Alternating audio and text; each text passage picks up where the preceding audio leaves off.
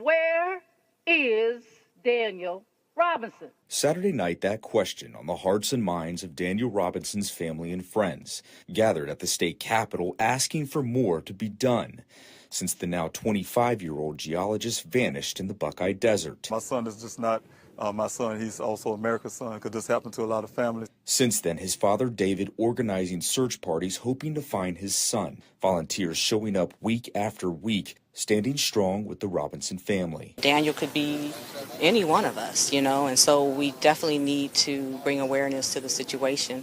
If we don't speak up for him, and help find him, who will? Daniel and my son went to the same high school. Felt it was my duty as his neighbor to be here to support him and really try to figure out where Daniel is and bring him home safe. David's search parties found Daniel's Jeep Renegade rolled over in a ravine, airbags deployed, his clothing found inside out, boots and socks, wallet and laptop, no blood, no signs of injury, no signs of Daniel. God knows how much we can bear, and at times I feel like I can't really take but so much more. But in his weakest times, David says it's the volunteers that provide him strength. Everybody know that I call them my extended family. And so this visual is the same thing. We all here have one common goal, and that's to find Daniel and also to bring light what happened to other families. As the Robinsons' extended family light candles tonight, their collective light shines towards that day when their question is answered and Daniel comes home. Josh Sanders, 12 News.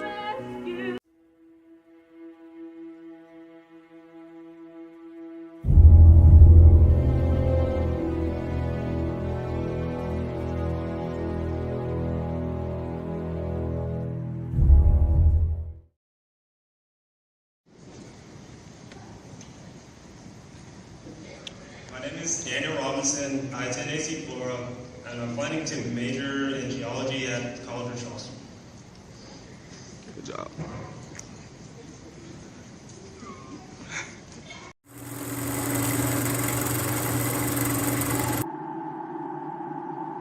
When the lights and camera turn off, I will be here.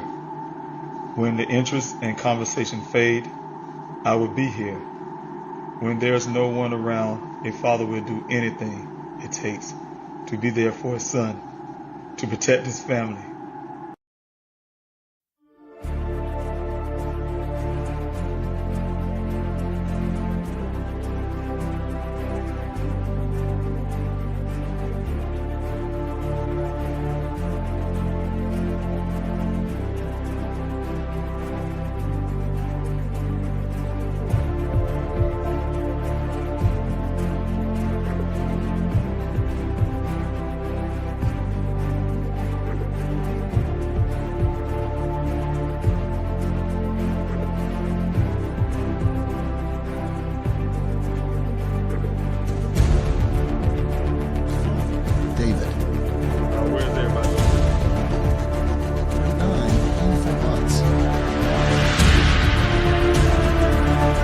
Without these special people behind me, I wouldn't have a search.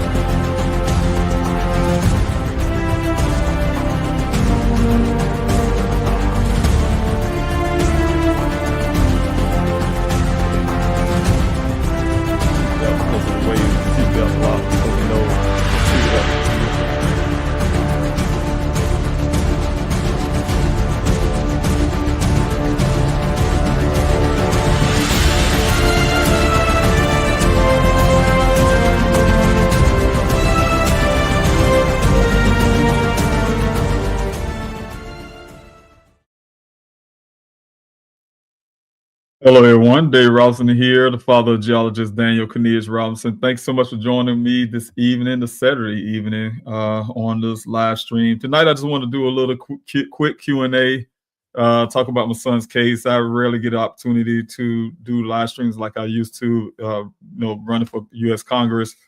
Takes up a lot of time, but I still trying to do everything I can to bring awareness to the missing American crisis that we have in our country. So very important to me, bring awareness to my son's case, keep his case from becoming going into cold status. We have a lot of things that can be done in Daniel's case.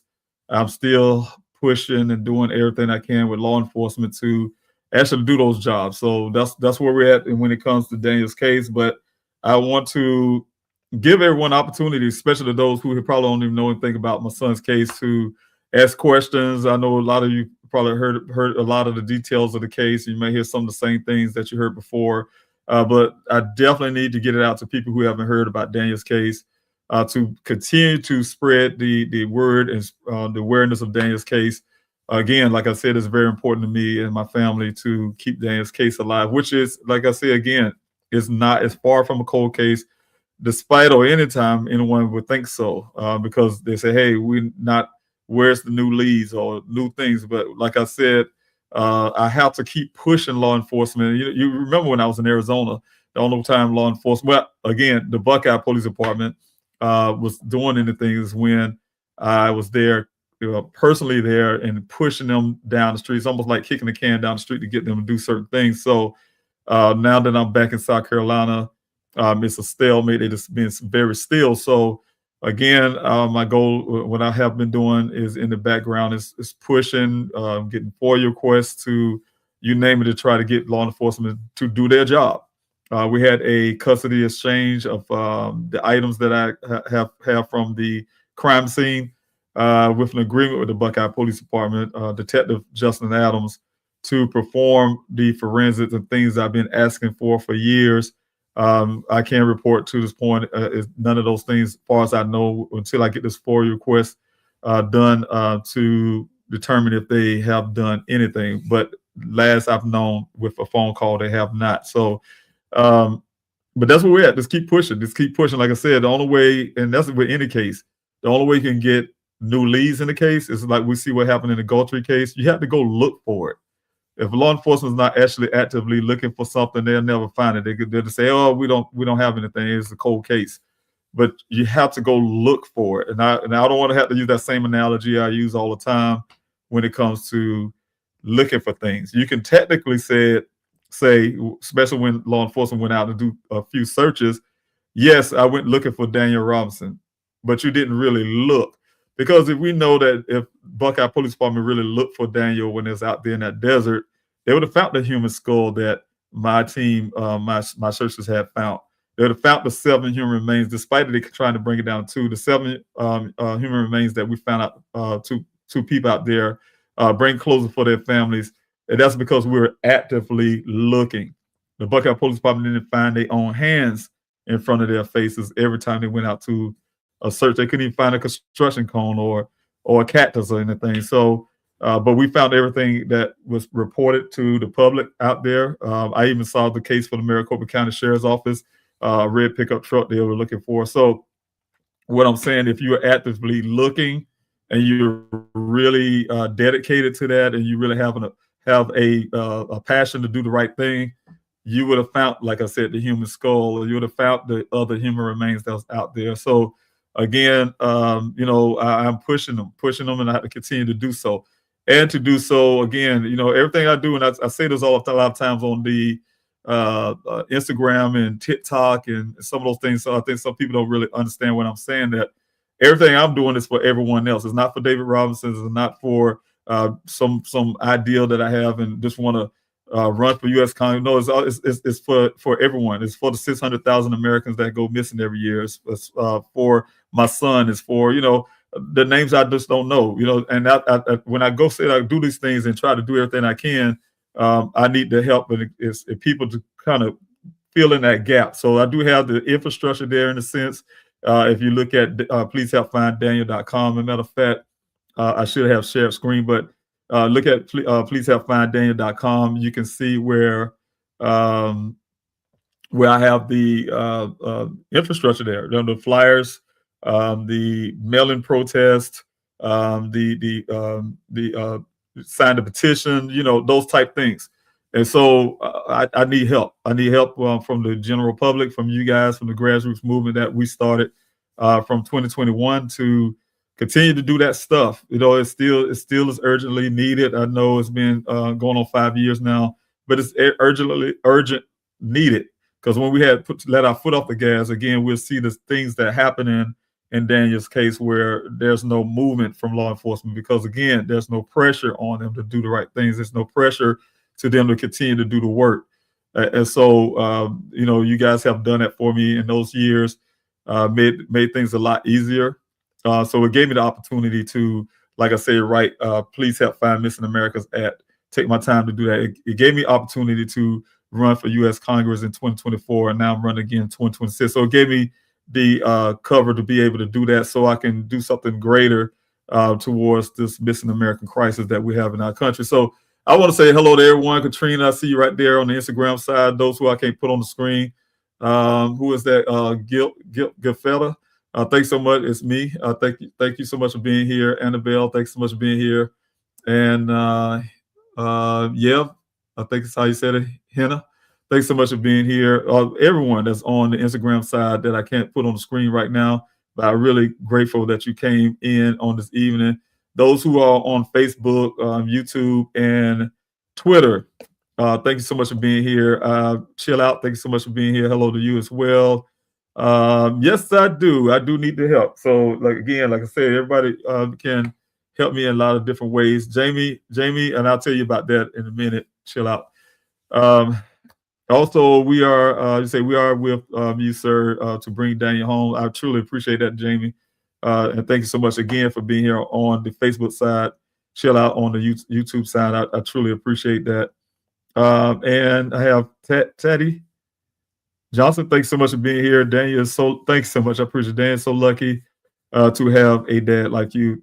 Thank you so much. I truly appreciate those sentiments and those words. I really appreciate that. Holly Anderson, thanks so much for being here. I would be doing the same thing you are if my son was missing. Yes, and I have no doubt, parents, we will go. We go to the limits for our children. So no matter how old they get, they're ours. So yes, and I know you would, Holly. I know you would. Also, Villa, thank you so much for being here on Facebook side. Hope you can find Daniel. I would not stop until I do.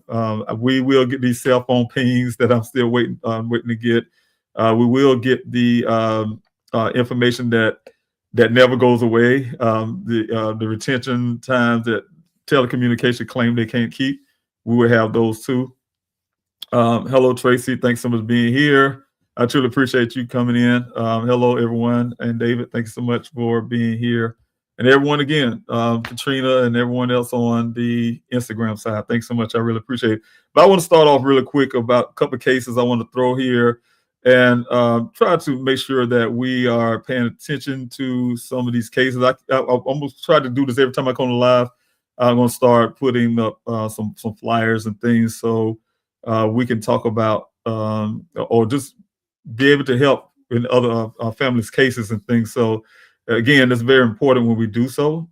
So we have to take the opportunity and time to talk about these cases. Like Kaya here, she's been missing out of Plant City, Florida.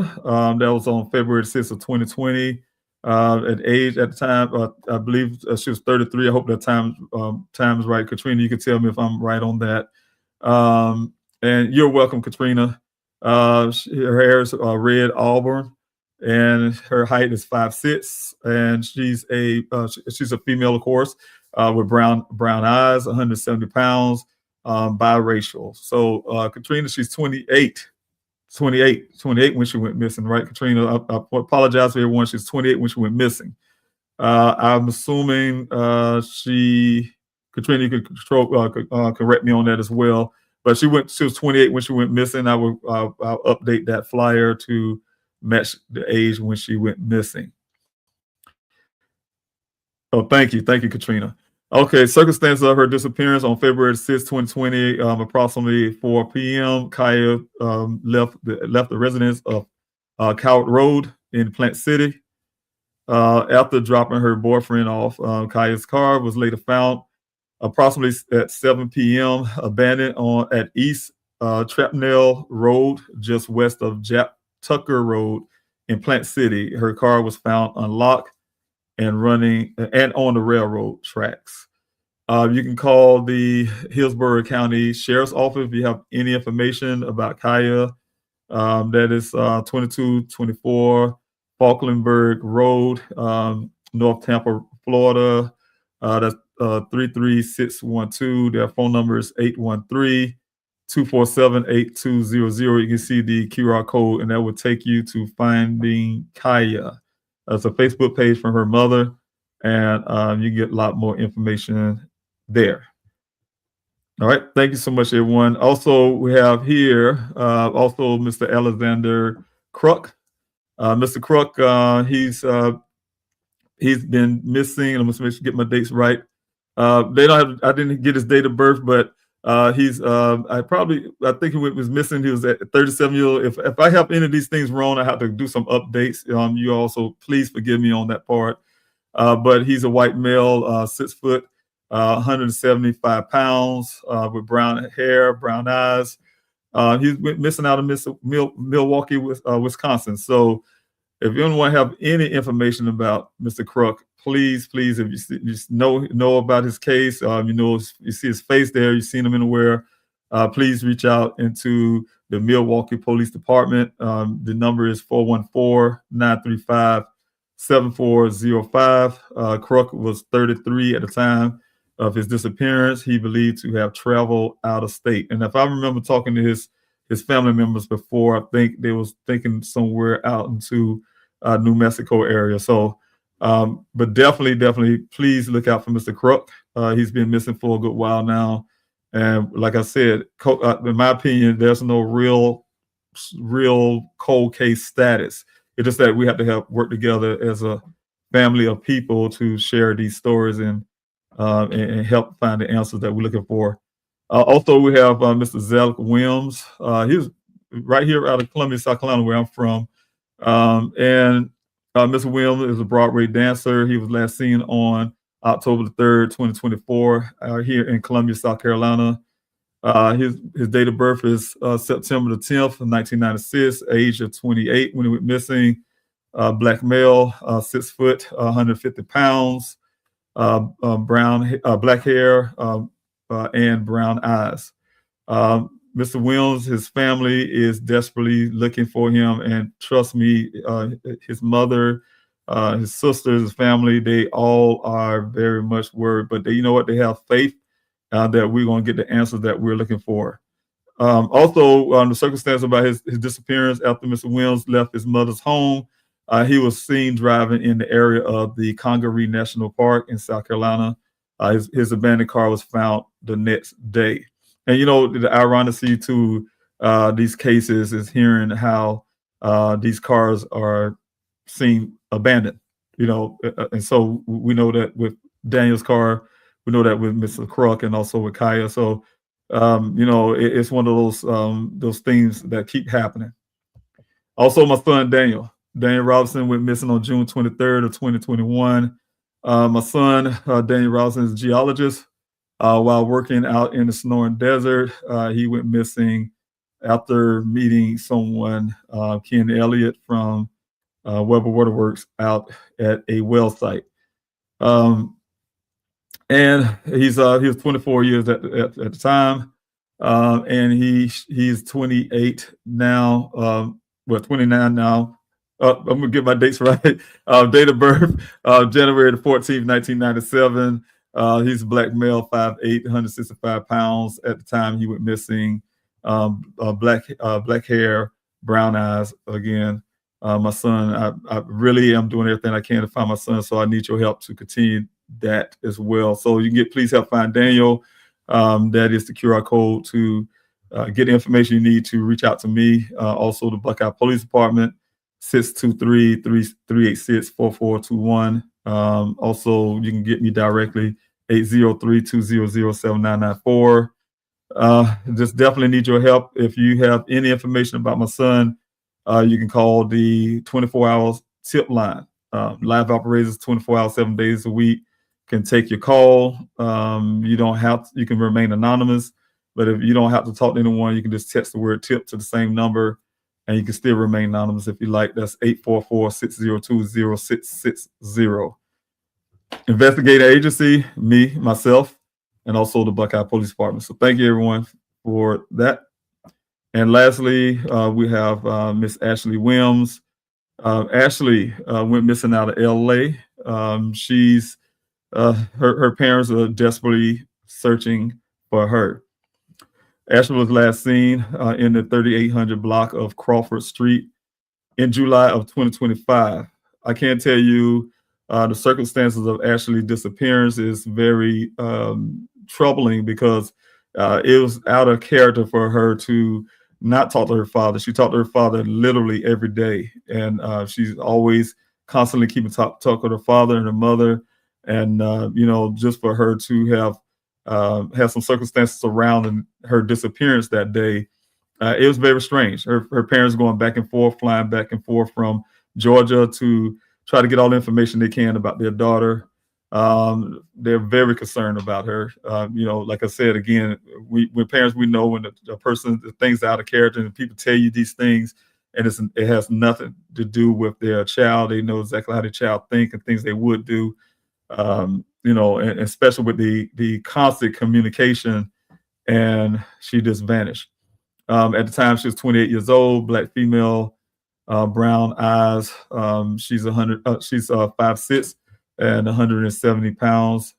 If you have any information, please call the Los Angeles Police Department, 1-877-527-3247. And the QR code there, it would take you to the LAPD newsroom where you can hear learn more information about Miss Williams. So thank you, everyone. And again, it's very hard. It's very hard. I'm just reading through these, but it's hard to not feel emotional about what's going on. So I just talking to the parents, and you can hear some of the same things that even myself. Let me get myself back on the screen, but you can hear things even myself that we have to go through as parents. It's not easy. It's not easy at all. So pray for the family, but I'm a person. We'll say these things like thoughts and prayers. I have a little issue with that. So we definitely need the prayers. Don't get me wrong. I'm a believer in prayer, but I also believe in action. Actions is special with our faith. If you have to have some action, it's an action word. Action means that hey, look, I'm praying for you and your family. But at the same time, I'm doing something towards helping that family. And it's simple. Sharing the story is very simple for any family. I know it helped us in Daniel's case. A lot of people across the country know about Daniel's case. A lot of people in some other countries know about Daniel's case. And that became from you all sharing his story and keeping it out there. So again, it's real, real important. So thank you for everyone for joining in on that. Before I go on the Q&A session, I want to run through a couple of things for families. When you have a missing loved one, you have to. But I have this thing, the journey we walk, because it's really something that I think every family can use. When you have a missing loved one, because we just don't know. We just don't know what to do at the time when our loved ones go missing. We just don't have a clue, and so any family or anyone who have gone through the situation should be able to share their experience. This pamphlet that I created, it has a lot in it, but it still can grow. I'm still learning more and more, and I have to keep updating and add a little bit more. So, but what I do have right now is some of the things I like to share with families because, again, you just don't have the answers that you're looking for. You just don't know what to do. And yes, I did, Katrina. Thank you. I appreciate that. But yeah, you just don't know what to do. And it's really great if you have someone that can kind of help guide you through. So that's what this is for. The Daniel Robinson Foundation, what do you do when a loved one goes missing? A quick family guide is like I said, just a quick family guide to kind of help you along. One of the things that is easy said than done. I started off this way, stay calm and organized.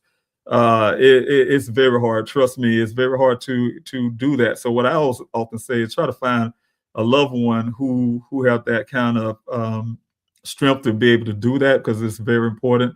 but definitely try to remain as calm as you can, because you can think a lot better.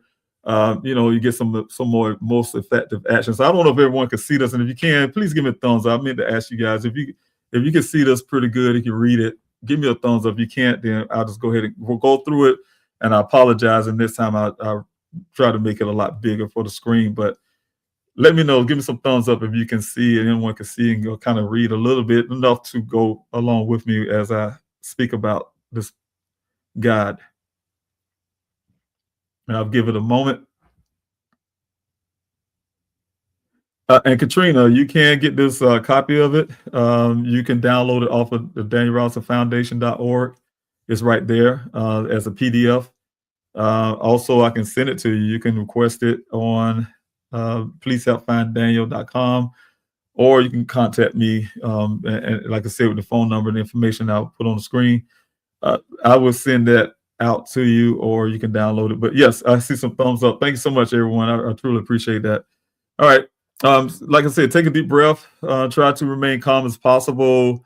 Of course, we're going to do our due diligence. So things I'm saying on this part here, I'm sure everyone is common sense, and I'm sure people just do it.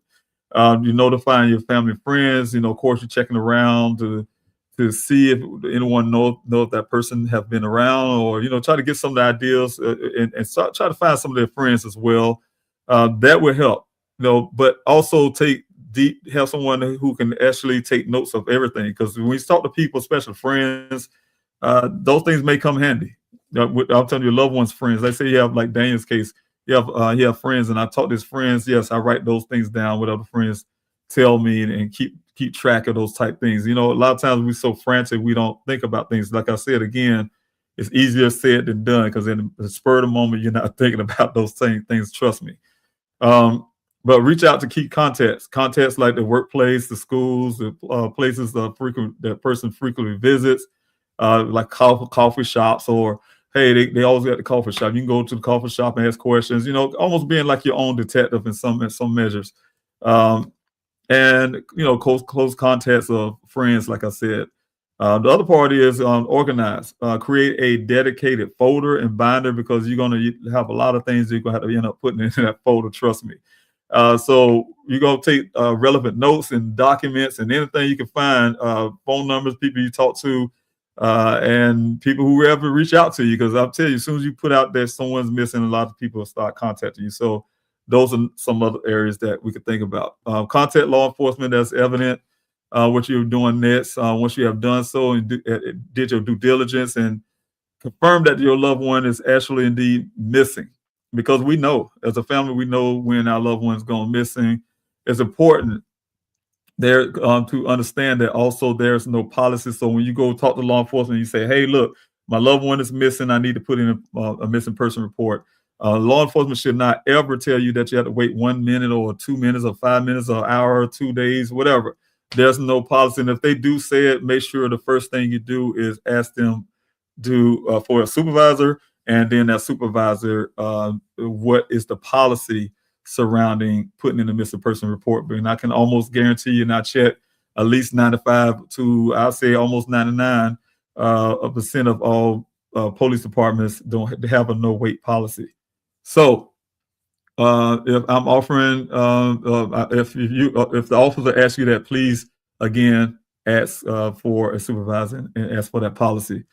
Work closely with law enforcement, though. That's very important, because we do need law enforcement. They need all the information they can get to do their job. So it's really important to try to put out anything you can think of about your loved one that can help law enforcement along. Also, make sure, if you can, please make sure you provide them with photos, descriptions, certain things that information they need. I mean, make sure you carry a picture with you. We go talk to law enforcement.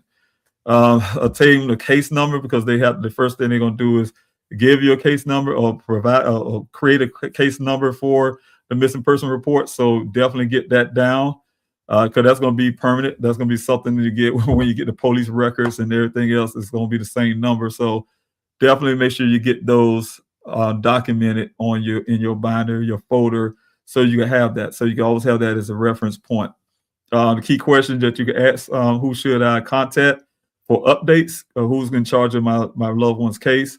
What are the next steps in this investigation? What are you going to do? Are there any plans for searches? Has my loved one been added to the NCIC database? That's the National Crime Information Center for those who know. And things like that are very important. Have he been entered into the NamUs system? And usually that comes a little later, but that's something that we will make sure that is part of your missing loved one's case. If applicable, if you have a child that's missing or an older adult is missing, you need to ask for things like the Amber Alert. I would like to see the Clear Alert. That's something that's just done in Texas right now, and I think trying to push it in Louisiana, and I'm really getting ready to gear up to push it here in South Carolina. That's what people that don't make the Silver Alert and don't make the Amber Alert, that's kind of sitting in the middle. A lot of states don't have it. I only know of 1 or 2 states that have it so far. The Silver Alert for our elderly, most vulnerable population. If you have any of those criteria, please ask them if they put that person on those alerts. How are you engaging with the public for tips and sightings? Are they in the flyers, new coverages, things like that? Because I know in Daniel's case, there was no, I mean, it almost took 2 weeks for them to even get a local. I couldn't get a local. I just had to reach out, and I had Josh Sanders and Nicole Griggs, the only 2 people that took Daniel's case at the time. And luckily, they did so because they gave us the break that we needed as a family. And every time I talk to Josh and Nicole, I'm so grateful for everything they have done in terms of that. So again, just ask all the questions you can that comes to your mind. There's a lot of different kind of questions that comes up that's pertinent to your case, to your loved one's case. So write those things down with those answers. Always have that notepad in your hand, and everything law enforcement tell you, write those down, because I promise you, you're gonna need it later. Just keep regular contact with law enforcement. Keep providing them all the information that you can. That's important. And still, you can get some updates and things like that. But it also shows that you're very invested in your loved one's case, and trust me, that gets law enforcement to keep moving. Just keep asking questions. Create a social media platform.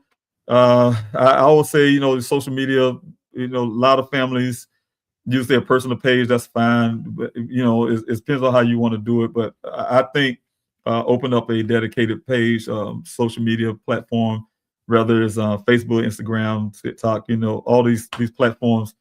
Those are tools. Not everybody uses the same tools. Some people say, hey, I prefer TikTok and I don't do nothing else. Some might say I use Blue Sky or I use Twitter, and that's all I use. Some would use just Facebook or YouTube. So try to open all of those up, and if you can, and especially in cases where, like Daniel, I had to literally tell myself, I had to humanize my son. He's a brilliant scientist, but nobody would probably see him that way. So I had to make sure I put the best pictures I can, show who he is as a person, his accomplishments, his achievements, and things like that, humanize him. And sometimes people, when they see that, they get drawn, and then they want to draw into the case. So it helps. It helps. Helps bring attention to that loved one's case.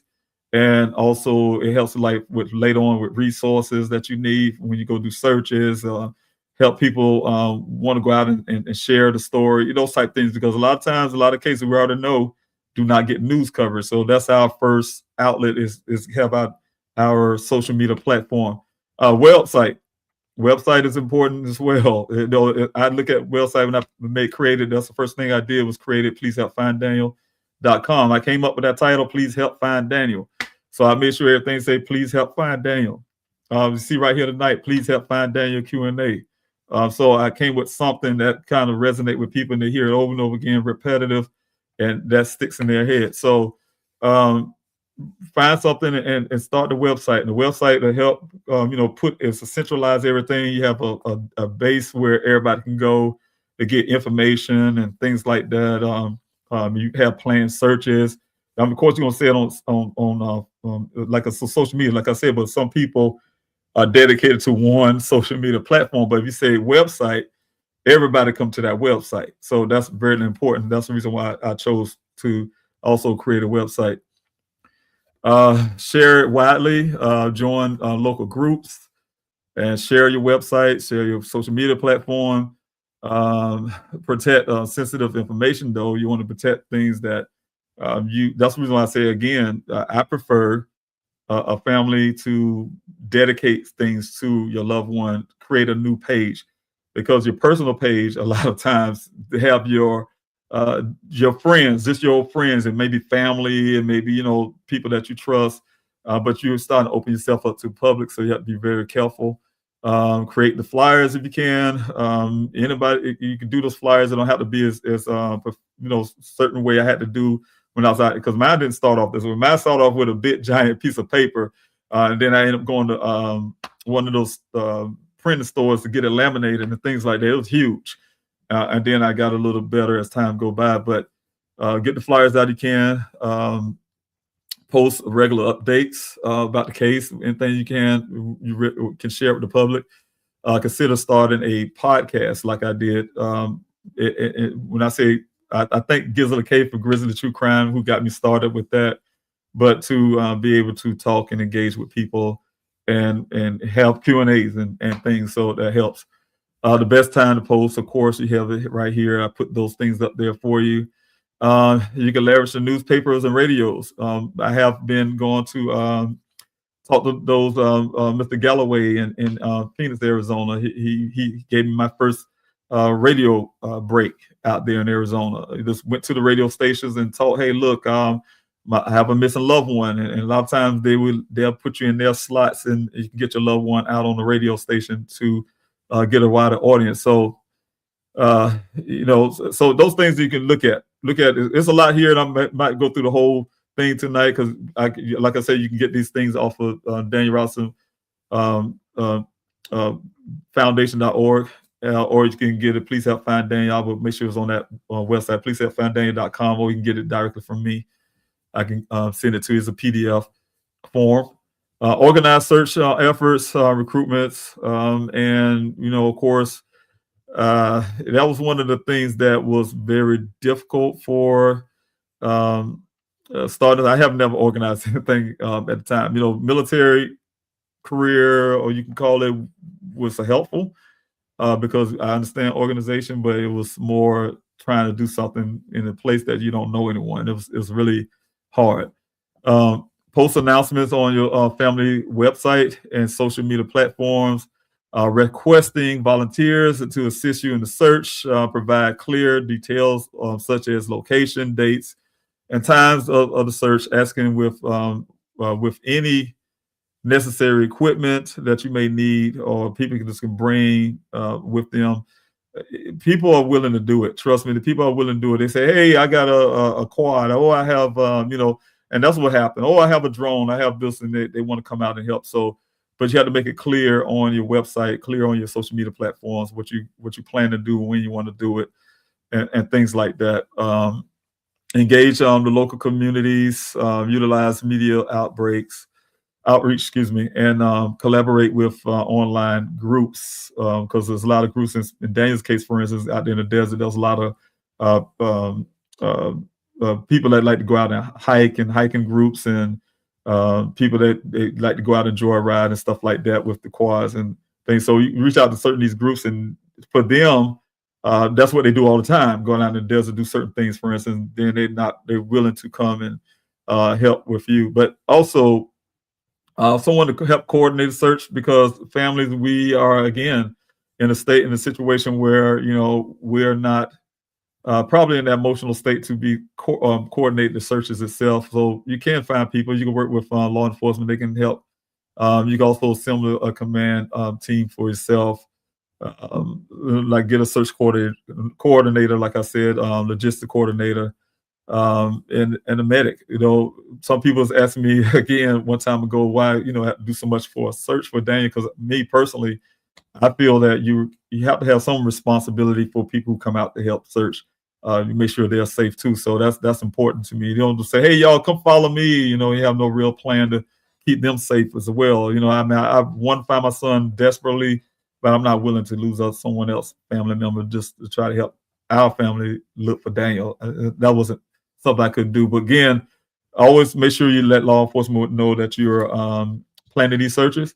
because sometimes law enforcement they go out and search, for instance, and then you get in their way. So making sure that it's no plans and things like that. You're not hurting the investigation or hurting the search for that law enforcement will be doing. Again, plan the search, engage with family and friends, prepare the volunteers. I know in Daniels and for the searchers out there in the desert, I had safety briefings. You can go on the website right now. Please help find Daniel. I had to fix that. I went on there the other night and I was working with a team who was filming, wanted to do Daniel's story. And I went on my website, and that just reminded me. So if you go on the website right now, it's not doing what it should be doing. And they gave me something to do this weekend. I just thought about it just now, so people would know what I'll be doing tomorrow is fixing that part of the website. But the website should have been, when you go out and you can get to see the safety briefing, you go on Please Help Find Daniel, you can see the safety briefing, show you what to do in the desert. I created that through YouTube and also added a YouTube video. Tell you how to dress and, certain little things, depending on what type of search you're doing. You're out there doing water search or something different. You're doing search out like we did with Zelig Williams out in the wooded area near, a river.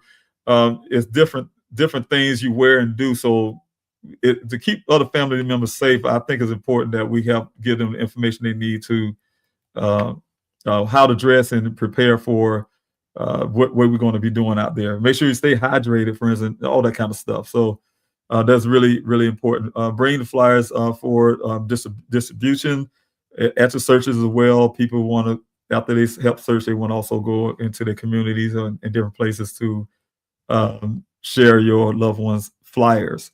So again, other part is with those flyers is costly. Like I said, I'm going to stop here, you guys, because I want to get into the Q&A session, but I have a lot of information here, the resources here. So you can go through all of this and you can find a lot of information. But again, like I said, I'm planning to update it. I stopped because, again, I'm running for U.S. Congress in 2024, and I'm doing it right now in 2026. And it takes, running for Congress, it takes a lot of your time every day. So it was more to it than I thought it would be. Running for office, my goal was to push Daniel Robinson Law to the U.S. Congress and keep going, and also fight for my community here in my state. So I will go into the question part of Q&A, but look out for the journey here and look out for it to be updated. I'm going to work on that to get it updated, some more information I would like to put in it. And but for right now, I think it would help families who may be hearing me right now who have a missing loved one and don't know what to do. You can go through that and it can give you some guidance. You also can go to Black and Missing Foundation. They have one. You have a few other resources and places that will have certain guides and things to help you along as well. So you can check those out. Let's see where I'm at now. And I want to go to the websites, but I will do that next time. We're just going in the Q&A session part of things. If you're on the Instagram side, I say this every time I do the lives, and I don't know why they do not in Instagram. It's crazy because Meta is Facebook, and somehow we are not able to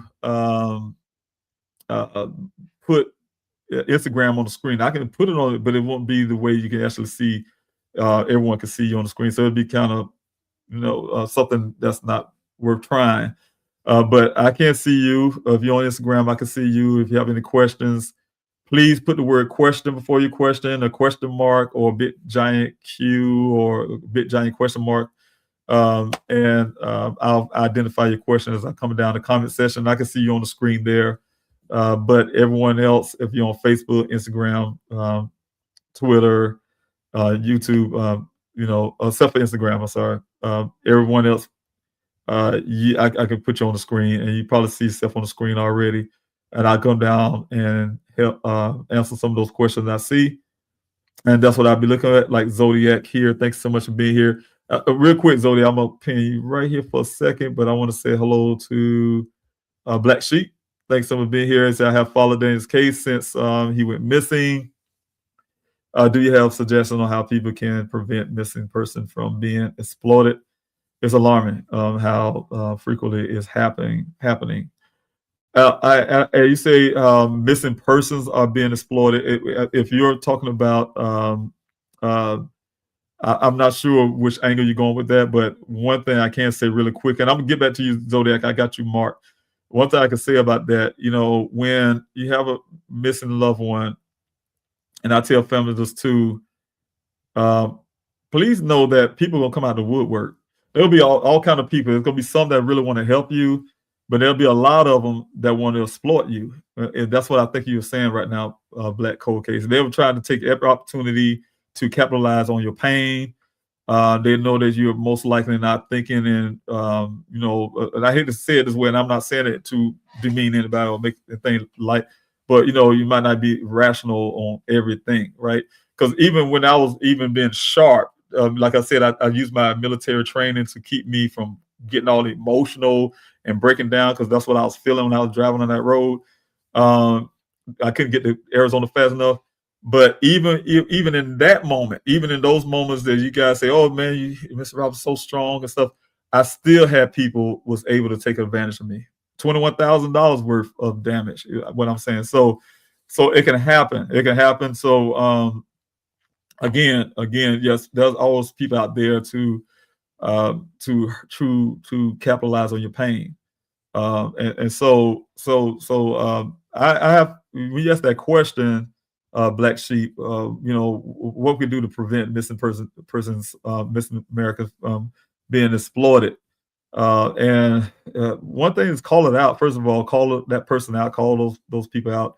And if those people, if someone in the public can identify someone who done it in the past, and you see them moving towards another family that's unwilling or unknowing what's going on, let that family know. I mean, just let them know, so at least they can go out and start researching those things themselves. Because I know it would have helped me, because I went through it was so many private investigators that came my way, and I'm telling you, because of some things, one of the worst. Everybody that know me, they can tell you behind the scenes, the worst word you can say to me is pro bono. Pro bono is like cussing me out or something.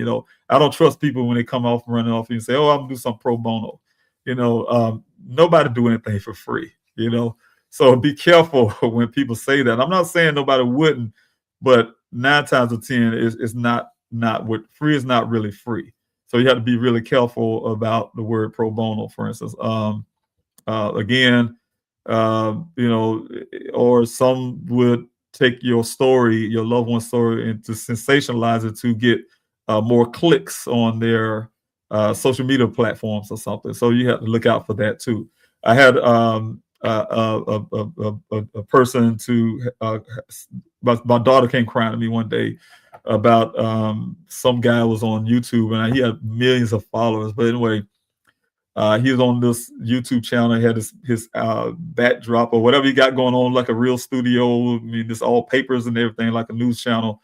And he was telling his audience how I was a government agent, and Daniel is not real. He's not a real person. And this is all about the cover up for COVID. And during the time we was just getting over the COVID pandemic. And he had this thing so convincing in the paperwork, and if I didn't know who I was, I'd be like, man, he make it sound so convincing, seem true. And so he'll tell me how my head moving this way. And so make a long story, I'm saying people capitalize, especially with social media. Some people make millions a year off of misinformation and things like that. So it was one of those things that exploiting Daniel's case, and it's hard because I did send a guy a message and told him how sick he is to try to capitalize on somebody else's pain just to get his audience like hearing things like that, conspiracies. And so it's good for him financially, but it's bad for a family who's trying to look for their loved ones. So, of course, some people say, "Oh, you could have sued him for." No, I'm busy searching for my son. And so that's more important. But the thing is, yes, you do have people that exploit missing American cases. And, a person like me, when you say that, Black Sheep, first thing I'm thinking in my mind, like I wrote with Daniel Robinson's law, trying to find ways, especially legislative ways to curb some things, just come up with new ideas and talk to some of these state legislatures and stuff, and come up with some stuff to make it a crime to do that, that type stuff. And thank you so, thanks so much for being here, Sagittarius Rising. Hi, David. Chet, you are a one. Thank you so much. I really appreciate it. Thank you so much. God bless you. All right. I want to get to the question again. If you have any questions, do like Zodiac Cancer 84. Do put the word question first with your question or question mark or capital letter Q. That'll help me when sometimes I do kind of scroll down really fast, and when I'm looking at the time and I say, hey, I've been on this Q&A too long, and I try to go to the questions and get as much of them as I can. So what can we do as a whole to put pressure on the Buckeye Police Department? Because this being long enough, it'll be 5 years this come June, and no signs of Daniel. And I feel like they know something what happened, and I do too. I always have, of course, Zodiac. I'm always going to feel like there was always been a cover up, and we know Chief Hall, he quit. I'm sure to keep his pension or whatever he did, and also not only he quit, but also in the same time frame, Sheriff Zone, who's over the Buckeye, the Maricopa County Sheriff's Office, resigned as well, and he didn't finish his.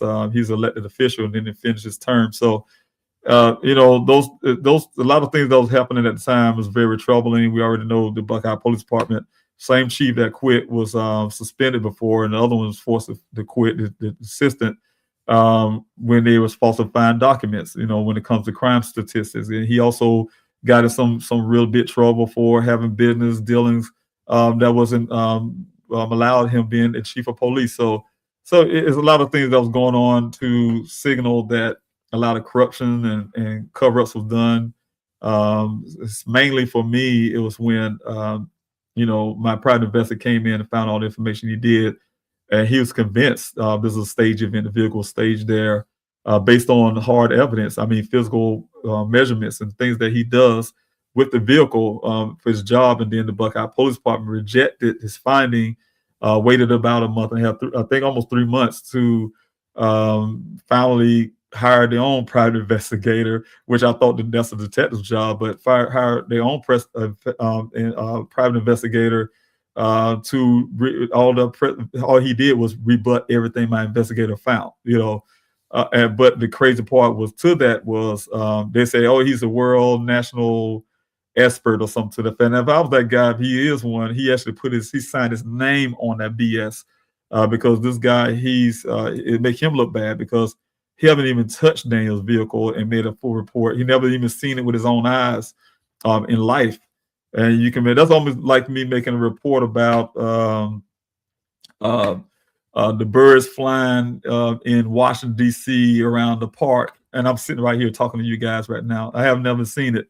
And so, this guy was able to do that, and they put it in every police report as gospel in a sense. It's something. So it's a lot of things like that. When you say that, that's what comes to my mind, Zodiac. But yeah, to put pressure on them is to continue to do the mail-in protests.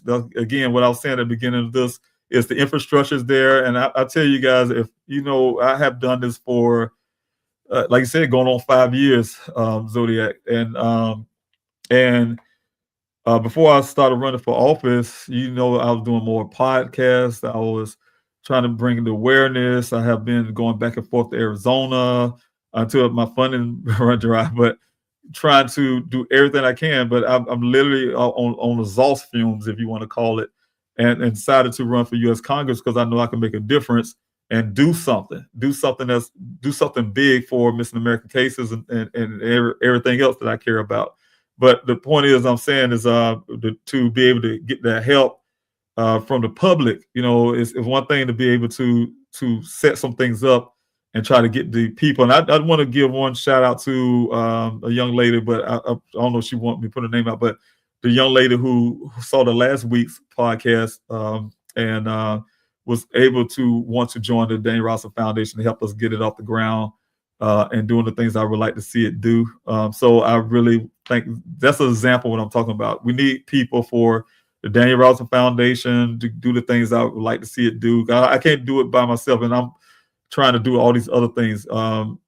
Keep the pressure on law enforcement, I need those phone calls. I need those letters still sent. I need the mail-in protests. That's really hard, really strong. And also, of course, the awareness is going to be the flyers, but to put pressure on them will be those phone calls, those letters, and it was working. It was really working. We had them scrambling like little rats running around doing stuff and trying to prove themselves, and so, like I said, it's kicking the can down the road to get law. But when I keep saying law enforcement Buckeye, and so everybody forgive me. I say this every time. The reason I laugh because I talked to law enforcement, also some good ones. I know some good ones. I even met one in Indiana, Indianapolis recently, and there's some good ones out there. I'm telling you, some really good officers, some good detectives. And when I was in Arizona, say, why can't you just say the Buckeye Police Department? And so I try to not be so broad in my speaking, but it happens. So again, when I say law enforcement, I'm talking specifically in this situation about the Buckeye Police Department. So Buckeye Police Department is who I'm talking about. So we got to put pressure on them. Because they would not do it. It's almost like they're Mayberry. They pretty much close. They close on the weekends. You go to their office. I had a family press conference, and they was closed on Saturday. I'll say, is this Mayberry? But the thing is, or do Crime Stop on the weekends? I don't know. But the thing is, yes, we have to put pressure on them and have them to do the work that they should be doing. The other part is, you guys, it's not a cold case. Like I said before, Daniel case is far from a cold case. The problem I'm having right now is getting them to do the job they say they was going to do. I sat in the office with Detective Adams and his new team, and also Londale Farmer, my friend, former police officer, Chicago police officer, former NAACP president.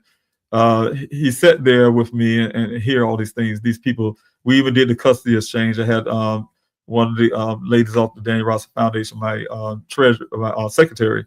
She was with me, and we're taking the pictures. We made sure they had their body cams on. They had their body cams. We did the whole thing, and this custody exchange. Went to the painstakingly going through Daniel's things in storage to get it out of there, and things like that. So, but they didn't keep their word. They didn't keep their word to this day. Here it is, 2026. But like I said, for me, it's a handicap because I don't have the finances to run back and forth to Arizona right now the way I like to, and put that pressure, because when I'm there in their face, oh yes, I get a lot of pressure put on them. So that's why I reach out to you guys too, to help in two ways. Do the GoFundMe that I have, but also to help with doing that, making those phone calls and things like that. That'll help, being there present, and also let them know, hey, the public didn't give up on them.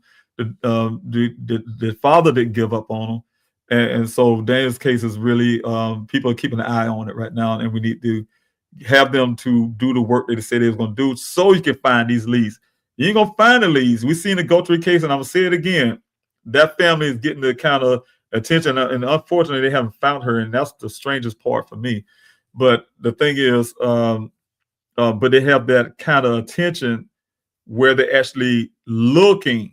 They would have not found blood, or they would not find, when Daniel's case, they had to look for blood in that case. In Daniel's case, they said, we didn't see with our eyes. There wasn't nothing they did to look for, no spraying or nothing, or light or whatever they used. No, we didn't see with our eyes, no blood, and they just pull everything off the scene, throw it, dragging on out there real hard, whatever.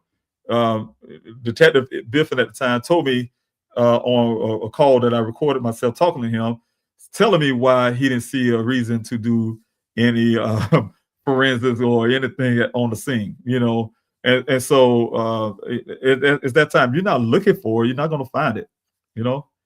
If I wasn't looking for Daniel as hard as we were, we wouldn't have found the other human remains out there. We wouldn't have found the things that we did. So again, we didn't look hard enough. We wouldn't have found the 11 additional miles, the 46 initial cycles, the red transfer paint, the 2 impressions on the windshield, the time of day that happened. We wouldn't have known none of that stuff if we didn't go looking for it, because damn sure the Buckeye Police Department didn't find any of that. So anytime y'all hear about that stuff on Daniel's case, came from a private investigator. They didn't look for it. They didn't look for the, they say, oh, the vehicle's going in the black box. They didn't read it. They didn't even bother about really reading the black box data that they gave to my investigator. He had to read that stuff. and it wasn't the constant foot throttle on the pedal, things like that. And if anybody had been in the desert, for instance, I'm using that example, that pressing that gas pedal, and we do it with desert vehicles. That terrain is so rough. Could you imagine keeping your foot on the gas pedal steady now, steady speed, and bouncing all over the place, and with that type of vehicle, you'll be bouncing all around that cab, going at that kind of speed. And first of all, it was impossible to get that speed, but that's even on a flat surface in the desert. You'll be bouncing all over the place, and trust me, in the desert vehicle, we can get thrown all over the place. So it's impossible to do all of that. But it's impossible to vehicle line on the passenger side and cranking it up 46 times. I mean, who would be putting their foot on the brake pedal and pushing that start button 46 times trying to crank it? I mean, it doesn't even add up with science. So there's a lot of things like that. So again, let's go to the next question. Thank you so much for your questions, Zodiac. Do we have one here? Seth says, this case here, thank you, Seth, first of all, being here off the Instagram side. This case here keeps me up at night. I can't imagine what it must be like for you, his family, to contemplate. I mean, I contemplate Daniel's whereabouts all the time. Yes, and I understand that. Yes, and thank you so much. I really appreciate your prayers and your condolences and everything. Yes, it keeps me up a lot too. I have many times that I have it's many times I have to keep thinking about Daniel, and especially certain moments and days where you have to, you have opportunity to stop. A lot of times when I stay busy, it helps me. It helps me tremendously. And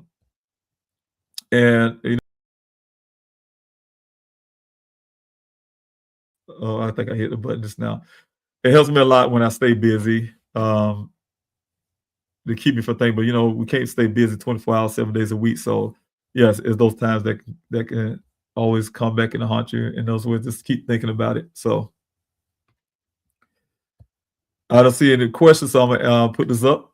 Thank you, Sue, for being here. I am at work, but sending strong prayers that Daniel is found. Thank you so much. Faith and prayers to you and your family. Thanks so much for that. I truly appreciate you. Question. I have one here from Sagittarius Rising. Thanks so much for being here. And I thought I saw you on the other side on Instagram, but on Instagram too. But thank you so much for being here on the YouTube. I really appreciate your questions. Have you had any good leads from psychic readers? No, I have not had any at all, but I can tell you when I was out there in the desert, I had, I haven't never known that many psychics in the world, period. But I used to get people reach out to me a lot. And we had a group that came out of somewhere in California. And I think it was a group of 5 or 6. And they asked, can they come to search? They want to come to search out of California. Of course, we need all the help we can get. But they said they wanted to kind of stay off to themselves, because they had a place they want to search. And so, of course, but in my search, it was kind of hard for me to agree with that because I don't believe in, I don't want anyone to have rogue searchers in the sense I call it, because I feel responsible for everyone out there in the search. So that was kind of hard, but because they had so many, the group of people with them, they was looking out almost like battle buddy situation to me. So, and at the same time, my investigator and his team was out there. And so what I had Mr. McGrath do at the time, his team was to keep, monitor with them, make sure they're okay. So they was able to do that. Make a long story, we found the human remains, the ones that was really more fresher at that moment, for not to be so graphic. But so I have seen them come out and do some stuff when it comes to finding remains. And so, but to answer that question, no, I haven't, been engaging, with information from any psychic readers. All right, I have, I thought there was a question here. But thank you so much for being here, JC Adams. We have, you saying good evening. So sorry I'm joining late. No, I'm glad to even have you here. Did Buckeye Police Department give you information on any forensics from the Jeep? No, they have not. Only thing they have done is on the roughly July the 22nd. The vehicle showed up July the 19th. They gave the vehicle back over to me. I was wanting to pull a vehicle out there because they threatened me to get out there. If I didn't, they was going to have a total away and I'd pay the storage fee. So I'll try to find a place to put it. Asked Detective Biffin to hold it for 3 days. But it was already in the making through a Chief Anderson from the Tempe Police Department, friend of mine at the time. And he gave me access to Chief Hall at that time. And so we already had a meeting planned. He called me, and I think it was like around the 22nd, to meet with Chief Hall and his team, and also the detectives and stuff. And so in that meeting, without going through the whole entire meeting, just that portion I did ask for. I was really upset because they haven't done anything. Like I said, they say they look with their eyes, they see the blood, and I asked them how they know Daniel was driving the vehicle. Or is his vehicle, Sergeant Hanneman, Chief, he's the detective sergeant or something. He was driving, so it's obvious it's his vehicle. It's obvious that he was driving, like I'm a dummy or something. You don't do detective work like that. Say someone is driving because the vehicle belongs to them. That don't make sense. So I have a car right now, and I have my daughter driving or something. So But anyway, I demanded them to do. At the time, I didn't know what to ask for. I'm a novice. I'm just a family member, a father looking for my son, noticing they didn't do anything to even attempt to find anything, right, that could be wrong. Because I look at the scene and all I saw was foul play, just from a father's view, and knowing my son, and since they're saying there's his clothes 3 feet away from the vehicle at the time, those type things. So prove that to me. Prove that to me there was no foul play. Rule it out. That's what I was looking for. And they hadn't done that. So I was really upset in that meeting. I told them, hey, look, I need some fingerprints, something. I need you to fingerprint the car, Chief, all the time, because of my attitude. I'm sure he agreed to hold a vehicle a little longer to do that, what you guys hear now. Oh, we swapped the steer wheel, that pattern they show they do. We swapped the steer wheel, the shifter, and the door handle. And to this day, 2026, they have not yet compared to anything. So, so the case is, like I said, no, they haven't have any information because they haven't done anything with it. Like I say again, even swabbing itself, it's a lot more that need to be done. The vehicle, again, that came on on April 10th last year. The promise is to do the airbags, the clothing, because we don't recognize the clothes. They forcing no, that's Daniel's clothes. Like they telling us about our loved one, that's his clothes. We want that be verified because we don't identify it. And also, like I said, the airbags, all the airbags deployed. What happened on the passenger side? Let's swap that up. But those type things needed to be done, and it wasn't done. So they don't have anything they've done. I mean, again, like I said, it's kicking the Buckeye Police Department down the road to them just to get them to do searches, and then people pat them on the back because they got law enforcement in front of their name and say they did something. They haven't done anything. I did all the work, and Larnell Farmer, he was here right now. He'd be raising the high hill, talking about that, pleading that case because it's true. But that's where we at on that. So thanks so much for your question. Let's see here if I have any more questions. Anybody on the hello to you too, itty bitty sand pitties rescue. I hope I said all right. I was messing up people's names and things. I apologize, you guys. Partially my glass, I probably got a little bit of speck in my glasses or something. I have a question here from Lindsay. Thanks so much, Lindsay, for being here. Lindsay says, I haven't been able to tune into your content lately because life just got in the way. Are there any new updates on Daniel's case within the past 6 months or the year or so? No new updates other than the fact, like I told you guys earlier, about the custody exchange in Daniel's case. Get that a lot of promises was given to me in a meeting with the Buckeye Police Department that haven't been fulfilled. to date. I do have another FOIA request I also have one for the fire rescue and also Phoenix Police Department. Again, you guys remember that first time I put in that FOIA request for that, because the reason why I put the FOIA request in, because Ken Elliott, the guy who seen Daniel last, said he was there after Daniel went missing. He was there for the entire time for those days that the Buckeye Police Department claimed they put a Phoenix Firebird in the air looking for Daniel, and they came to the well site looking and all this kind of stuff. And Ken, out of his own mouth, when I was writing those notes you guys see on that picture, and had two witnesses here, earshot here, what he was saying. He said there was no officer coming to the came to the well site. He didn't hear any helicopters. So I figured it was a lie. And that's when we put the FOIA request in. When I put it in, the Phoenix Fire Rescue said they didn't have no record of it. That's what they told me at first. And then when they realized, I guess, I had a case with Buckeye Police Department, they changed the story and say, well, we're still looking for it. And here it is in 2026, and they're still saying we're looking for it because it don't exist. And so I did it again to verify that before I bring some real issue with that part of it. And then the other part is with the Buckeye Police Department, I have the FOIA request in, but they have and I thought it was a 30-day thing, but they actually have a reasonable time, but it got to be reasonable. And then when they go a little further than this reasonable, that's when I'll pull up some legal action on that, because it's a reasonable time. And that's family should know this too.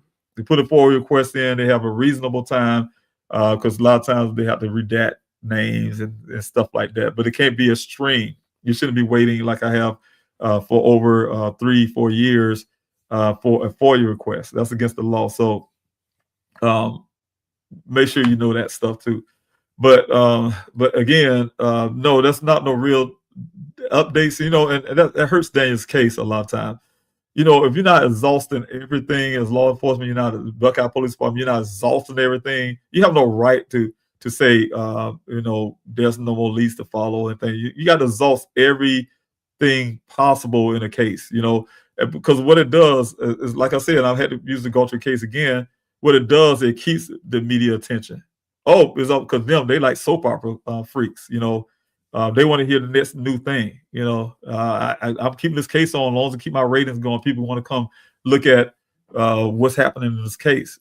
They want something they can cover, right? But once law enforcement slow down and act like this is a cold case, they go away. They look for the next new thing. It's almost like finding some new food or something. That's media. That's the news media. So again, but it's not helping that case, because now it gives them the shade to slow down even farther. And that's why I say again, you guys, we have 600,000 Americans go missing. Of course, all 600,000 people can't a year. Not all 600,000 people a year can get on the news channel, I'm sure. But what I'm saying is that's when the general public come in and sharing the stories and keep that interest on these cases too. That helps, because when that camera go away and all that stuff, and I said that years ago on Twitter, and you guys heard it on this first part of this live. I wrote that first year Daniel went missing because I saw it. I foresaw that before, I foresaw that when the news media go away. Daniel's case was on the national stage, and then also then it goes away. Okay, I say, hey, Mr. Robinson, I see you, itty bitty Sanders. You say you have internet issues. I'm having internet trouble. I'm going to pop out and try again. Okay. I thought you were saying that is on my end. I want to make sure that everyone on Instagram can see what I'm doing here. So, but thank you so much, Lindsay, for your question. Yes, I'm going back to Arizona to force some new leads in Daniel's case, and so and once I get an opportunity, I have a fundraiser deadline I have to pass here for the campaign for the end of this month, and then after that, I really am pushing to be back in Arizona in between time, because I do have a primary for June 9th that's coming up, and in between time, I need to be in Arizona to push. I can't stop this pedal on the Buckeye Police Department too long, so I have to get up there to be in their face. I'm really effective when I'm in their face. That's when I was able to get those meetings that's when I'm able to get them to do certain things, is when I'm in their face. So I don't accept no for an answer, and I'm the kind of father who's nobody's gonna mess with my family. I tell you like that. Not trying to say I'm big and bad, but I want to make sure that my son get the justice he deserves. So, and you'll know I'm out there, you guys, because I'll be hitting you up. You know I'm in Arizona, and I'll be hitting you up to back me up and back me and those kind of stuff. So, and make that noise and make these phone calls and things like that. So you know I'm back in Arizona. Also, question for Zodiac: have you ever considered involving internal affairs? I've been there. Yes, investigate the Buckeye Police Department on the disappearance of your son, Daniel, or reach out to the main FBI headquarters in Washington, D.C. And that's where I need to go to the main headquarters, because the field office in Phoenix, field office is full of crap, in my opinion. Again, to even go in that apartment, they're like glorified police officers in a sense, because that field officer, the same one that's working the Guthrie case, it depends on who you are, how you get treated. Larnell, he's a dark-skinned brother, and I'm walking in. I'm saying it this way for a reason, you guys. And I hate to try to. Some people say that you bring a race into it. No, race is a big factor in this thing a lot of times.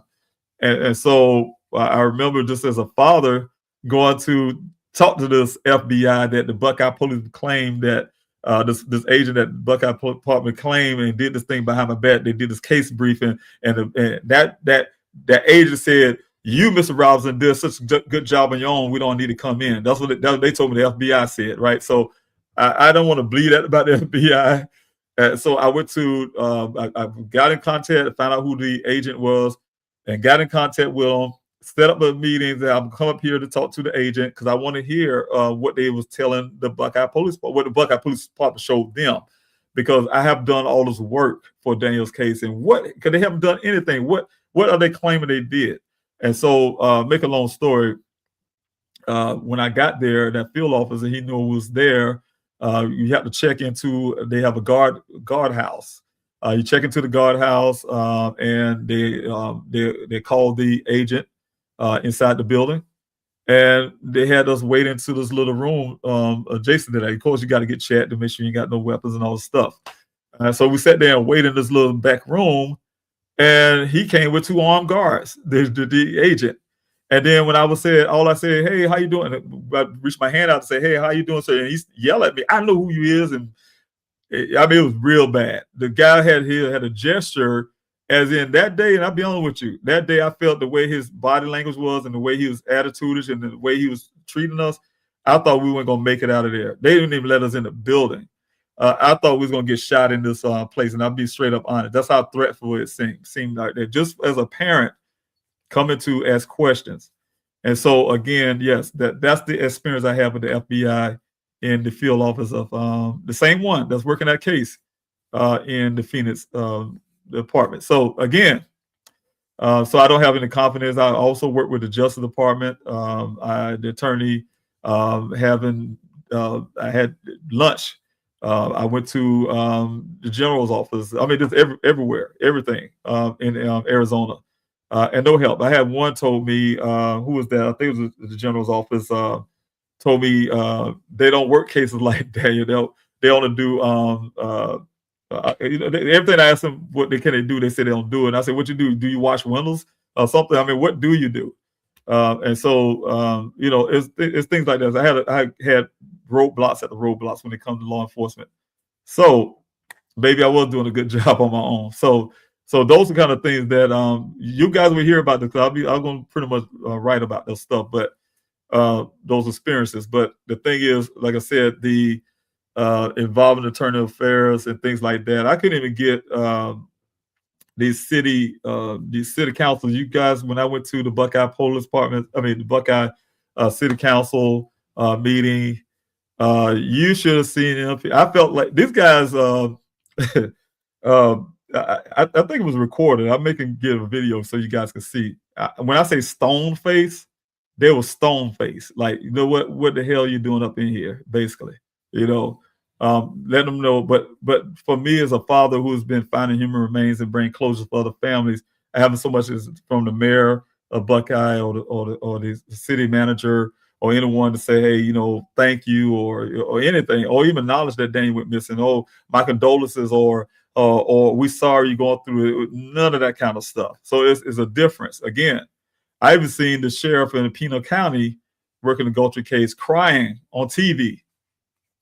Nobody cried for Daniel from the in Arizona. So long story short, no law enforcement.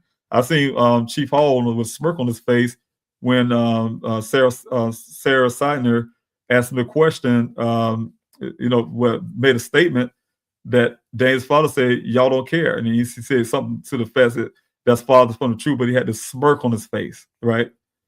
That's the different kind of attitude that happens. So again, I don't have that kind of confidence in those anything that come out of Arizona, but I can say yes, I agree with trying to reach out to the main one. And I did that before, and I think I don't want to get it wrong, but I was speaking to someone who was a head person.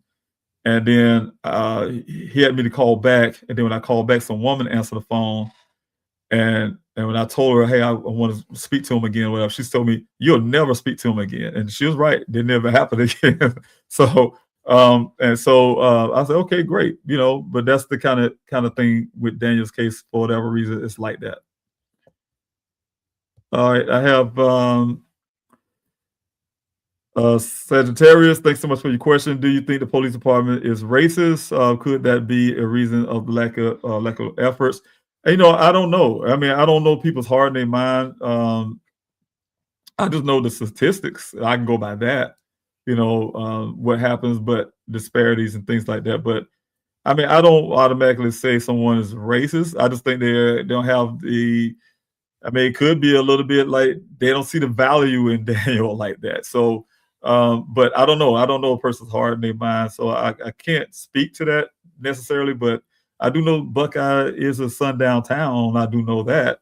I have those experiences, so I know that culture and the people that's around there.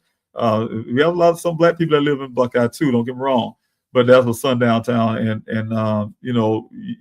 they know where you should be. You shouldn't be in Buckeye, and so we do have that culture. The further you come out of Phoenix, Phoenix is a little more liberal than coming out west and going towards LA. It's a little different kind of people hang out and going further out west. So it changes. So I don't know. I do know that in the area where Daniel went missing, there's some parts. If you guys hear me, if you look at that map when I have Sun Valley Parkway, and then we look at that sector map and we was going out how far a person can walk and all the science and stuff that we're using to search. It stretches over there towards the mountains over there, the White Paint Mountains. But on that side, over that side of the road of Sun Valley Parkway, there's some areas back over there that even law enforcement don't mess with. So that's what I hear. And so some communities. So it's some things out there in Arizona that, you just don't mess with in a sense, right? So you have a lot of militias and things out there too as well. So that's the things to think about. But anyway, as in the racist part, like I said, I don't really want to call nobody racist, but sometimes the actions would say that, right? Okay, I think I don't see anybody on the Instagram side. And do we have any more questions here? If you have any questions, again, I'm scrolling down, and I'm sorry if I missed any comments, but I'm looking for any questions that may be lingering before I jump off of here. And if you have that really quick, I don't see any, but I'm probably for the next 5 minutes. If you have any questions, put the capital letter Q, the word question or something like that before your question, almost like Sagittarius did with the question marks or the word question. That'll help me identify your question, and I'll go ahead and answer that question. But in the meantime, I just want to say, thank you everyone for joining me on this live tonight. I feel, and I'm going to share this with you guys. I'm going to show you this right here. And it's going to be about politics. It's going to be a politics, and I'm hoping there's no one to get offended because I know how polarized this country is. I mean, very polarized, and it's sad.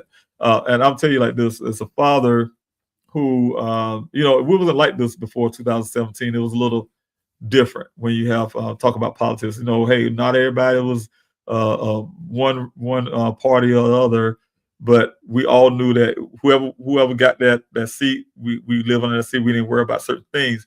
We might not like the policies and all that, but nobody was enemies. That's what I'm trying to say. Nobody's enemies. Nobody say I didn't never heard a Democrat, for instance, or a Republican saying that somehow that person's evil and this person's this. You know, I don't remember ever doing that kind of stuff. But growing up in my life, but anyway, hearing those kind of stuff. So I heard people don't understand with me.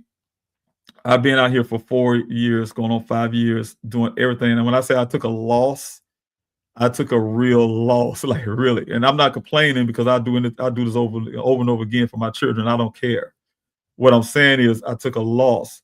I could easily, as a retired military man, just walk away, grieve my son, and try to go somewhere and get my mind right, because it's always painful. Like someone just spoke about earlier, painful to have a missing loved one. It's always pain. It's a constant thing because you don't have any answers, and it just wrecks your brain. You know, you like, you know, hey, I don't know my loved one alive, and you get offended when somebody say something that would insinuate that your loved one is not here any longer, because you know that kind of destroys your hope in a sense. So you know, it's easy for me to just walk away, you know, but I care, and it's hard to walk away for something to care. And I say care, I'm not talking about just my son. I care about the statistics, the people who's involved with that statistics, 600,000, the 3,000 a day, the 2,000 children. What can I do as a father, as a man, as a person in this community to help someone, right? So when I hear people say, "Oh, Mr. Robbins, you're good dad and stuff," and I say, yeah, I think any parent would do what I do. At least I hope so. And so I don't see it as a big, you know, pat on the back, some kind of reward type thing. So it's like, this is what parents do, right? In my opinion. And so, but when it comes to, like I said, not walking away and fighting for everyone that you can with nothing, I mean, literally like almost with nothing, and you still keep pushing to try to help everybody that you can, that's what I'm doing. And then when I have to hear that someone, I've sat down and I taught myself how to write a bill, write some legislation in the midst of all of this right here. In my quiet time, I'm sitting there reading, trying to figure out how to come up with a solution to one problem that's going to help me get this stuff from my son and help me get something for other families who go through the same. I talked to the family the other day, Miss Williams, I want to put their name, but Miss Ashley Williams' family. And I'm telling you something, they were saying the exact same thing about these cell phone pings, right? And I was like, when I was listening to them, I was like, you know what? I said, you know what? I told them about that bill. I wrote Daniel Robinson law. I wrote Daniel Robinson law. I bust my brain to try to figure this out, how we can get around this thing. And so I was able to do that. I was able to do it. I wrote it for a federal law. When I was in that telecommunication company, you guys heard me say this all the time. I told them I'll come through their back door. Back door mean I'm running for U.S. Congress, and I did in 2024. I lost that election. I had that bill with me and then say I'm going to take that to Washington because I want to do something about the 600,000 Americans. The same people that's on this feed right now that care about missing Americans, right? But then when someone say, "Are you a Democrat or Republican?" and then you say that then they turn it back, say, "Now you're the devil. You're not a good father anymore." Do that make any sense, right? And so what I'm saying is that's really hurtful because it hinders progress. It hinders help. It hinders. And how can people, we turn to something that says, because you label yourself with something, you're not a good person or something. I don't believe that. I don't believe that in one stretch, right? Everybody have a capacity to do great things and stuff like that. So make a long story, that's the roadblocks I've been finding. And it's very difficult to deal with your own pain and then have to deal with what I like to say stupidity like that, right? And so I share that with you guys because I tell you what I'm doing is not easy. I have two other guys that is just I found out today that's running against me, and so for a person like me that don't have the funds the way they do, they doctors and lawyers and all this kind of stuff going on. So they have their big network of people who can just throw all this money, and some of them probably take PAC money and things like that, which I don't. And so they they challenging me, and the only way I see it is making it harder for me to take this bill to where I wanted to go. Right. So it looks that way for me. The other part is, again, it's easier to almost like just walk away and just have a peace of mind or something, or try to have a peace of mind, but I can't because I actually care. I think people don't really get it. You actually have people that really care, but the crazy part is the ones that actually care always get stumped down. And the ones who in it for their portfolio, make their law firm look good, or or whatever reason they say they talk these great things and what they really want to do for people, but then when they get in office, they're not doing a thing for people. So the point is, I'm saying is, I'm not saying I can't read other people's mind, but I'm saying we see it all the time. But I know what I'm in this thing for. I know what everything I talk to you guys for every week. Anytime I get a chance to talk to everyone, I try to be sincere as possible. I put up GoFundMe's because I actually really need it. Y'all don't really know the battle in my brain every time I have to try to do updates and stuff like that. And I know people say, some people, it's another thing. I had to do a live the other, I think a couple of weeks ago, and I had to put up receipts, receipts from 2021, and I'm going through my files and try to find stuff so people get an idea of how you can come up to like the GoFundMe, $400 and some $1,000. That's since 2021. GoFundMe don't do a countdown as you use it and take away or something. It keep the numbers going to stay there on that screen, as you donate, it goes up until you reach this goal. But it's been over almost 5 years, right? And it wasn't just the GoFundMe that I was using. I was using my own money as well. And that's the reason I say I end up in the situation I am, with little to nothing and still fighting for everyone. And so it's really hard. So I'm here not complaining, like I said, not complaining, not trying to, get some sympathy. But what I'm saying is I'm just telling you the reality of what I'm trying to do. So when people ask questions and say things, I hope they know what they're talking about. I hope they know what they're talking about because, it's not easy. I think if somebody would put themselves in my shoes and been in my shoes, I wonder if they would actually just walk away. Would you just walk away? Because like I said, again, it's an easier route to just walk away. So, but I just can't. I can't because I have a lot of reasons to do what I'm doing. And the main reason for my son, he's my number one priority, first of all. And again, I have a heart. If you guys was in that desert with me and you talk to families who, I know Katrina, she was on the Instagrams a while ago. You talk to families who have missing loved ones, and you have to look in their eyes and you have to hear what they have to say. And you hear the same stuff that you had to go through in the desert. And it was painful, right? With dealing with law enforcement and dealing with these people and all kind of stuff. People use you and taking advantage and all this kind of stuff. After all of that, and you don't have a heart to try to do what you can to help other people. I watch people like Katrina Overstreet, who have her sister Kaya that I was talking about missing. People don't know, but these people like that being out there hustling to bring work together and try to bring some light into family cases and stuff there. I mean, she works hard, got a regular job and doing all this other stuff. So I know people like that. I know people. I'm not the only one. I know people who does this kind of stuff, and they really just do great stuff. I'll be honest with you. But it takes that. It takes people like us to keep pushing when we ain't got nothing else left. Just keep pushing. And so that's where we're at right now. But that's why I think it's really important for everyone to support people as much as you can. I mean, it may sound like, I know it's easier for us to get a side eye about things that are a lot of bad stuff is happening in this country. So it's easier to think the negative before the positive.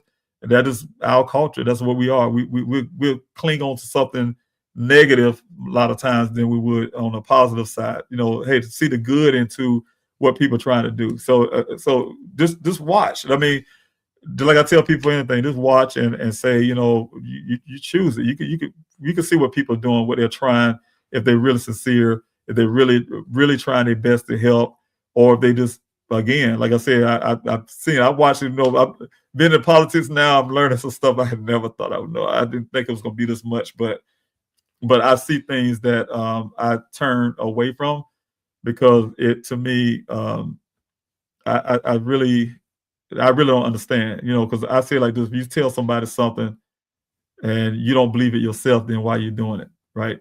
Or you tell people certain things, and people like me actually believe you, and then turn out you trying to be a fraud or something with them, or you trying to look out for yourself somehow.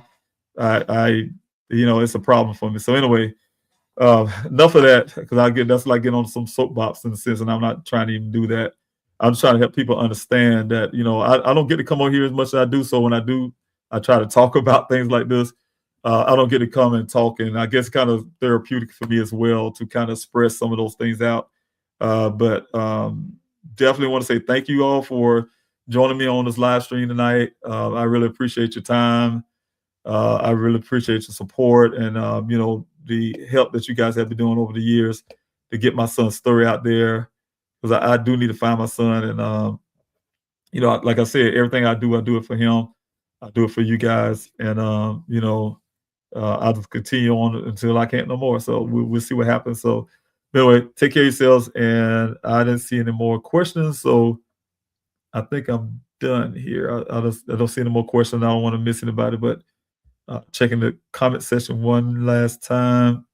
Instagram, I don't see anything there.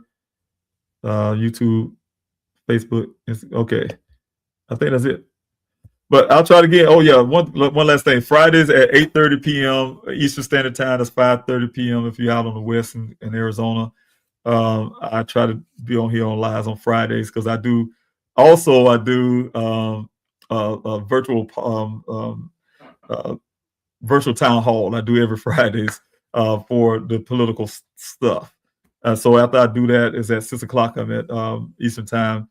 After I do that, then I try to, if I feel up to it, because sometimes it's a little rough day. If I have a long day and I'm just tired, that's why you see me. I don't really do the lives like I want to for Daniel stuff.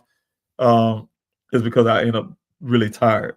But I try my best to do it like 8:30 p.m. on Fridays. After I do that town hall, try to do it 8:30 p.m. That's Eastern Time. So again, that's 5:30 if you're in Arizona. This time of the year is 5:30, and also in California 5:30.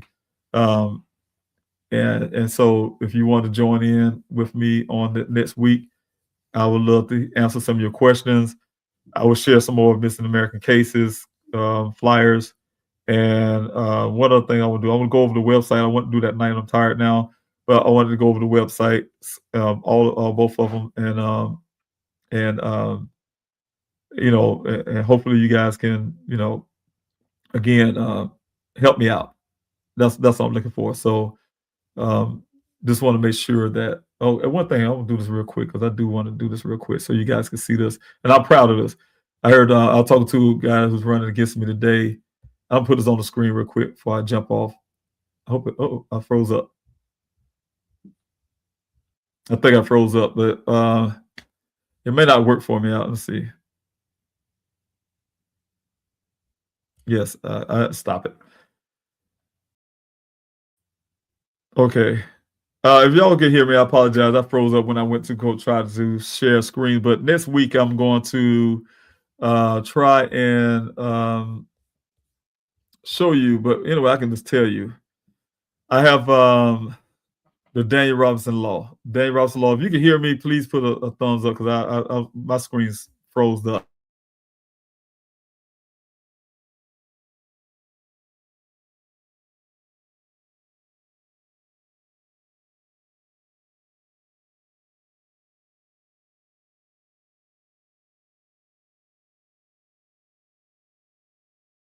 Daniel Robinson's Law, and that's what I was saying.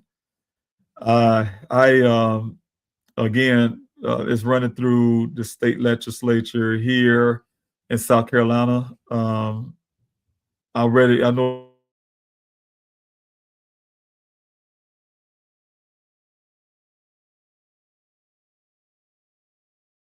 they will be asking families to come in and testify. I did ask a few families who have missing loved ones to join me when that time comes.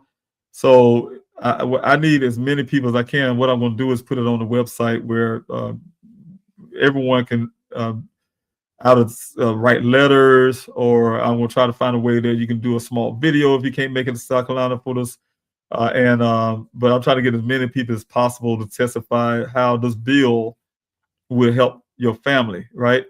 And because again, we need all the support we can for this, and I say it like this. I'm telling you the crazy part about this whole thing. Again, if y'all have an issue with me, please let me know in the chats. I'm just gonna keep talking because I can't see myself moving. But what I would say is pushing it in Arizona is having a roadblock because, like I said, R is an issue, right? For some people, and I don't understand why, but for some people, they will actually hinder a progress that can help millions of people because they want to be partisan or something. So we need families to stand up together, and it's not about parties and things like that. It's about trying to get help for these families, help for my family, and try to get this law passed. So South Carolina is not the only one. Like I say, Arizona, Louisiana, but definitely when I get to Congress, try to get it on a federal level. Just really do everything I can to make that happen. And so, again, that's where we need to be at right now. So anyway, have a good night, everyone. I thank you so much for your time again. And I don't know if everyone can hear me still because everything looked frozen to me. But I hope you have a wonderful night. And I apologize if you did get frozen and you didn't hear everything I was saying. But we will talk soon. And I'll see you all next week. And let's see, I think that's it. But take care of yourselves. God bless.